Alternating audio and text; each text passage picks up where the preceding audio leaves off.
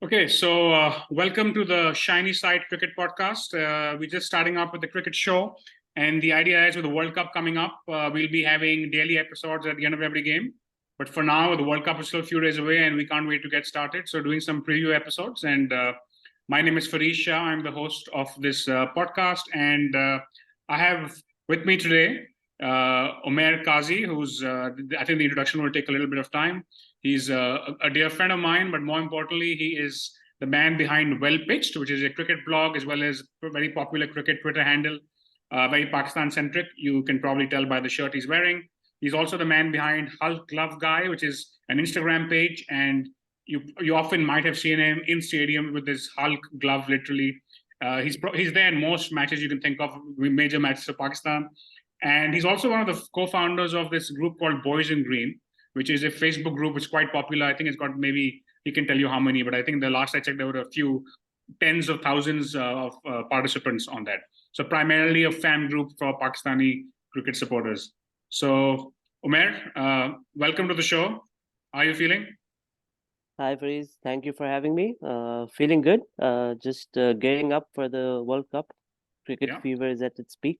Yeah. It is. It is. And we are shooting this while the New Zealand-Pakistan game is underway. So the warm-ups have started.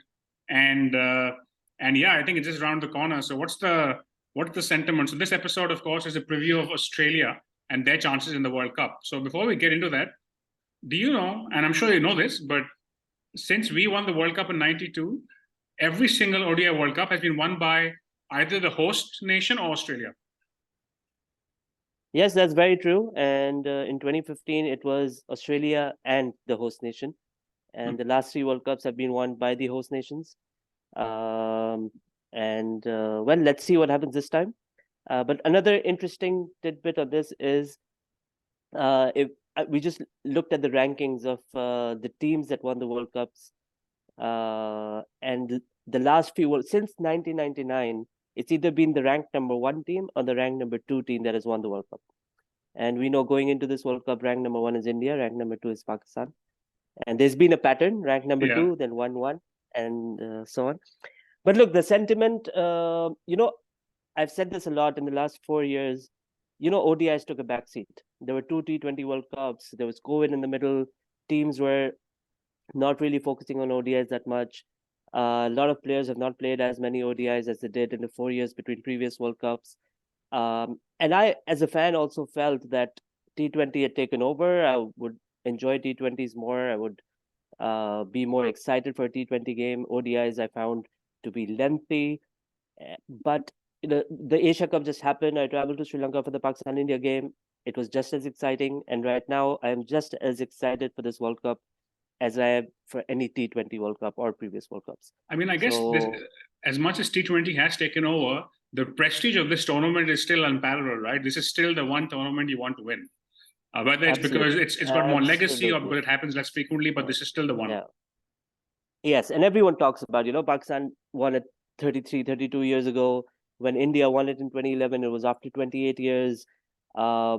And people talk about this. No one talks about, we won the T20 World Cup 10 years ago and want to win it again. I mean, to be honest, I can, at the top of my head, list all the ODI World Cup without thinking. When I think about T20s, it still takes a bit of thought, even though there's been less. Absolutely. They've been less and they've been with shorter gap, and they've all been in the last 10, 15 years. Yeah, true. ODI World Cups go back 40 plus years, but we can name not only the champions, but the finalists and the semi-finalists. But T20, you can't do the same. True. Cool. So I think let's start looking at the Australian squad before we dive into what they're up to. So the squad's on your screen, and do you want to talk through it? So again, this is divided into batsmen, all-rounders, and bowlers. What do you think are the strong points? What do you think are the weaknesses, and so on? So look, the one glaring bit when I saw the squad first was the fact that they've gone with only 4 specialist bowlers, which will be in their starting 11 for every single game. Cummins, Stark, Hazelwood, and the leg spinner Zampa. There's a lot of all-rounders. They have more all-rounders in their squad than any other team, I think. I think it's a big risk, given that any of those 4 frontline bowlers, if one of them gets injured, you don't have a specialist bowler. You're going in relying on one of the all-rounders. So I think it's a very risky selection from Australia. I don't know if Hazelwood, Cummins, and Stark would last. I mean, the number of injuries that have happened across the squads. I think this also has to do with with the fact that teams have been playing a lot of T20 and not ODIs. No one's used to bowling 10 overs anymore. Bowlers are getting injured, batsmen are getting injured. So many injuries. So it's risky that they don't have a backup pace bowler. I mean, look, Sean Abbott is there, Stoinis is there, Mitchell Marsh, Cameron Green. These are medium fast or medium pacers, not outright seamers like Hazelwood, Cummins, Stark. Not in that quality, for sure, not at that level. So I think they should have had one backup pacer for sure. Should have been in there. Someone like a Jason Berndhoff or anyone else. This other guy who made his debut in India, Spencer Johnson, he looked good. I think it's also... it's Sorry. Now, I was just saying, I think it's also driven by the fact that, so they had 2 injuries from the original squad. That was Travis Head and Ashton Agar. And because they wanted to carry Head, Agar went out, but instead of replacing Agar, who was a bowler primarily, with another bowler, they actually got Labuschagne in. And I guess that's because they wanted to carry Head, so they figured for the first 5 games, they won't have Head, provided he recovers soon. Then that's why they got them. So they've actually taken a big punt to keep Head in the tournament for later on. And they've actually messed up the balance of the side. It's a huge risk, I think. And even then, even if Agar was in the squad, he's again a spinner. You don't have a backup seam bowler. That Sean Abbott, they rely on, but he is not the same level as their premier 3 fast bowlers. And for their sake, I hope they last the tournament. But Cummins is coming back from injury. Right. I think not having a 4th Premier quick is definitely, like you said, they'll be playing at least 3 in every game. So you have that. You need that one backup, which they don't have at this point. Absolutely. And I was surprised that in the initial squad there was no Marnus Labuschagne. I was quite surprised to see that he missed out. But he's back in the squad, so which is good. Head has been phenomenal for them, the top of the order. So him not being there is a blow to them. I don't know how well he comes back, but it's a big risk carrying an injured player and hoping that he'll be there for the back end of the tournament. And I think what if David Warner and Mitchell Marsh? Sorry, what if David Warner and Mitchell Marsh do really well? Then how do you fit Head back in? And the rules of the tournament are, if you carry an injury into the tournament, you can't actually be substituted out unless there's another injury. But you went in with that injury. So if they realize he's not recovering, I don't believe they can very easily just bring somebody else in. Yeah, true. So it's a massive risk. Yeah, it is a huge risk. And what do you think of Adam Zampa, by the way? Because clearly he averages 27 in ODIs. He's their premier spinner in white ball. And his record in India isn't great, but the caveat there is his record in India is mostly against India. So how do you think he'll fare against everybody else? Tell me one non-Indian leg spinner who has a good record in India. And I don't think you can find any. And that's not because they struggle in India, it's because they struggle against India. That's to be fair, right? That's what it is. And India plays leg spin really well. And majority of the games are against India. I mean, someone like Shane Warne had a very mediocre record in India. I think if we look across formats, probably you'll go back to Abdul Qadir, who probably had a decent record. But generally, leg spinners in India do not have. But Adam Zampa is their premier white ball spinner, as you said, and he's there. He'll be in their first 11 for sure. He may do well against most teams. I think maybe not against India, but against the likes of England and New Zealand, I think Zampa will be a handful. The other issue I have with Australia is that I feel like the 5th bowler is a big question mark. So it's probably a combination of Maxwell, Stoinis, and if Marsh, I'm not sure what direction Marsh is going to bowl, right? But if someone is taking on off spin of Maxwell and they get away with it, then I think that potentially can also be something teams can really target in the middle overs. And this has been Australia's problem in ODIs for a while. Even in T20s, their 5th bowler has always been their all-rounders bowling a bit of overs. So Stoinis, Cameron Green, depending who they play, Maxwell. And I think Maxwell, with what he just did in the 3rd ODI against India, where he picked up 4 wickets, I think they've gotten a boost in confidence. So Maxwell will bowl plenty, given he's a spinning all-rounder. But then the rest will come from Stoinis or Cameron Green, depending who plays. I don't think Marsh will be bowling, but he can also.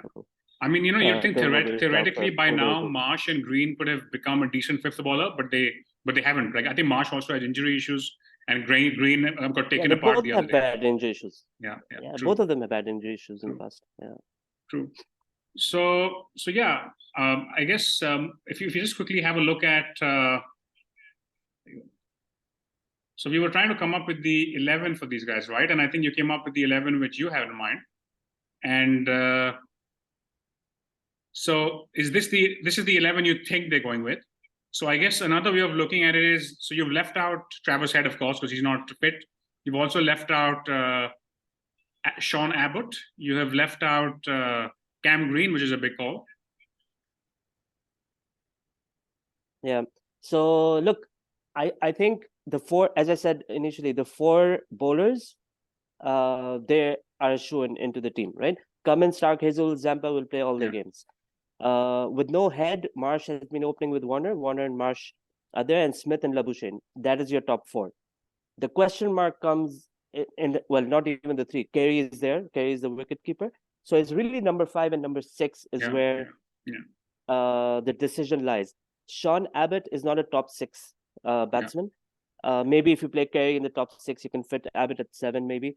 Now, Maxwell will definitely play, given he will bowl some spin. And he has a great record in the IPL. He knows the Indian ground, so he can take any attack apart on his day. Now, I've gone for Stoinis over Cameron Green because I feel at number 6, Stoinis has done much better than Green has, and his bowling has been better than Green's as well.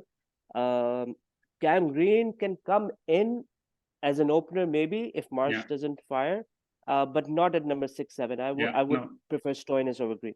I agree. So my thought was especially with Cam Green, the way he played against India in India last year, was bring him up at the top, but then who do you leave out of the question, right? Because then you leave out Stoinis or somebody. But the other thing is, if you think about it, what I like about this side is they have these two super solid guys in Labuschagne and Smith at 3 and 4, who will probably score at a strike rate of 100 or so, and everybody else is explosive.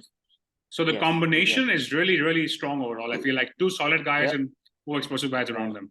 And then Stark coming in at number 9 to bat. So it's also a very long bat. Yeah, it is true. So, I mean, I guess we can also quickly look at the fixture list, right? In terms of see how that ends up. And it seems like, so they start off with India. They have a very difficult start. Very difficult start. So if you compare this to anyone else, let's say New Zealand, for example. New Zealand, in their first 4 games, play Afghanistan, Sri Lanka, Netherlands. Okay? Yeah. Australia, on the other hand, India, South Africa, Pakistan, they're facing these 3 in their first 4 games. Yeah. Australia could have a very, very rocking in the negative sense, rocky start to the campaign. Yeah, definitely without Travis Head for these games, obviously, right? So that's the other thing also. And look, if you notice, India's game, Australia's opening game against India is in Chennai. Yeah. Chennai is a raging turner. It's not like those roads that India produce. We've seen what CSK does there every IPL. Exactly. So I don't see Australia winning that game at all. South Africa just beat Australia in a series earlier last month. They're going to be a tough game as well. Sri Lanka, depends how Sri Lanka turn up on the day, but I would give Australia that. But then Pakistan, and Pakistan will be coming off again 2 relatively easier games against Netherlands, Sri Lanka, and then the fixture against India. Yeah. And given our history against India, Pakistan will be looking to bounce back. So Australia have it really tough. I feel the schedule that Australia have gotten is really, really tough. Yeah. But they have the easier games later on to sort of bounce back. The last 2 is where they can kind of sort the run rate out, you can say. Exactly. Interesting. Yeah. I mean, look, it's a tough schedule for them, but I mean, this is Australia we're talking about, right? You think they have the pedigree to do it. So I guess before we close up, what's your prediction for them? Where do you think they'll end up? Look, initially, when I started thinking about this World Cup, I think Australia, I said that they will definitely play the semi-final. Then I remember 2011. That World Cup also happened in India and Sri Lanka. Australia, I think, lost in the quarterfinals to India. Right? So they did not qualify for the semis. Although the first World Cup they won was also held in India in '87. But look, I think they are a Final Four team for sure. But the way South Africa has come up I think they may challenge them for that fourth position. But look, I'll say Australia will reach the semis. I think they will. I have a few doubts that have creeped in recently, but I think they'll reach the final four. They have that. I think what you said at the beginning is so true, right? Because of how little ODI cricket is played and even when it is played, there's so few first 11s playing. It's actually very hard to call this World Cup. And also because I think a lot of T20 has been played, and a lot of that T20 thinking is going to come into it. Some of it will help teams, the others will try some things which don't work and fall flat on their face, right? So there's a bit more uncertainty into this World Cup than perhaps any other World Cup which we can remember in terms of how it's going to play out. So you're right. Yeah. I mean, I would probably say Australia makes it to the last four. I mean, it will be big news if they don't. But I mean, we'll have to wait and see, I guess. But good stuff. Thank you for being on the show, Umair. This was a pleasure, and hopefully we'll see you in more episodes. Thank you for having me. And thank you, Faris. All the best for the podcast. Thank you. Bye-bye. Bye.